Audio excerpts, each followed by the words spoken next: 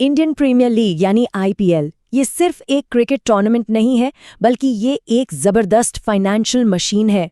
तो आज हम इसी के पीछे के अरबों खरबों के बिजनेस मॉडल को डिकोड करने वाले हैं। शुरुआत एक ऐसे फैक्ट से करते हैं जो शायद आपको हैरान कर दे। आईपीएल अमेरिका की एनएफएल के ठीक बाद पूरी दुनिया में दूसरे नंबर की सबसे अमीर स्पोर्ट्स लीग है। जी हाँ, पूरी दुनिया में। तो सवाल ये उठता है कि आखिर इतना बड़ा फाइनेंशियल एम्पायर खड़ा कैसे हुआ, पैसा आता कहाँ से है। चलिए इसी को समझते हैं और पैसे के इस पूरे खेल को फॉलो करते हैं।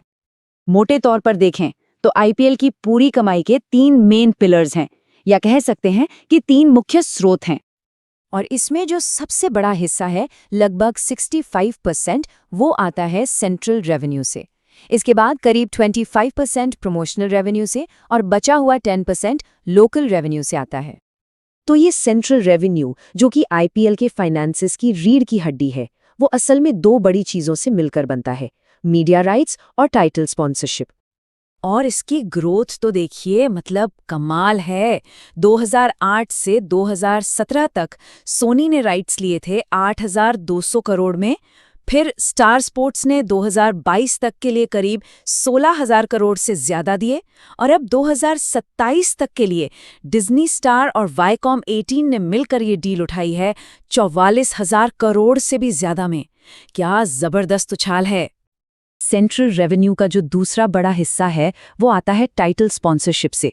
हमें याद ही है, कभी डीएलएफ आईपीएल था, फिर पेप्सी आईपीएल, वीवो आईपीएल और अब टाटा आईपीएल।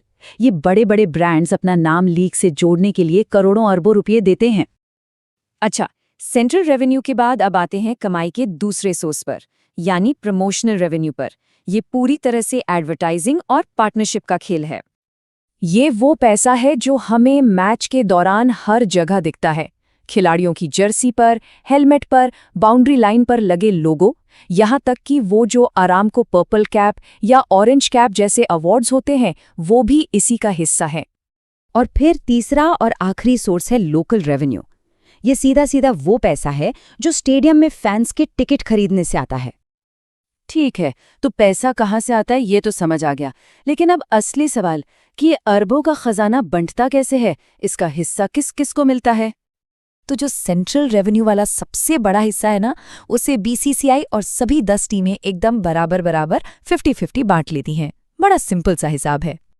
और इस 50-50 बंटवारे का मतलब क्या हुआ?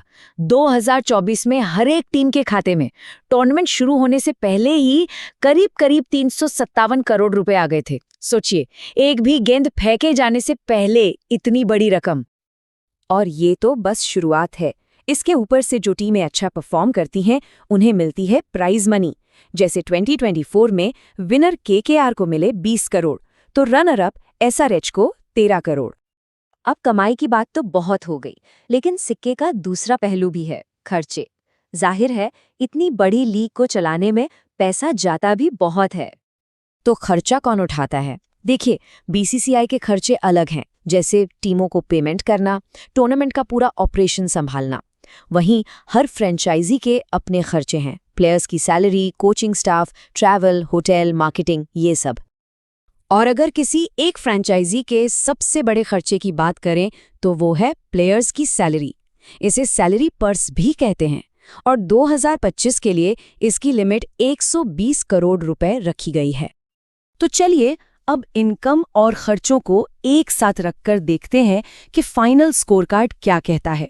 और यकीन मानिए, जो नंबर्स हैं वो दिमाग घुमा देने वाले हैं। 2008 से लेकर 2024 तक आईपीएल के पूरे इकोसिस्टम ने मिलकर लगभग 1.13 लाख करोड़ रुपए का रेवेन्यू जनरेट किया है। जी, लाख करोड़। ये एक बहुत ही बड़ा आंकड़ा है।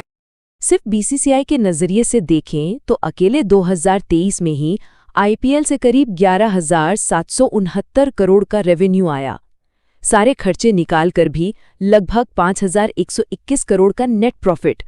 इससे पता चलता है कि ये लीग कितनी ज्यादा फायदेमंद है। और फ्यूचर तो और भी ब्राइट लग रहा है। एक अनुमान ये है कि 2025 के सीजन में हर एक टीम अकेले ही लगभग 700 करोड़ रुपए तक कमा सकती है।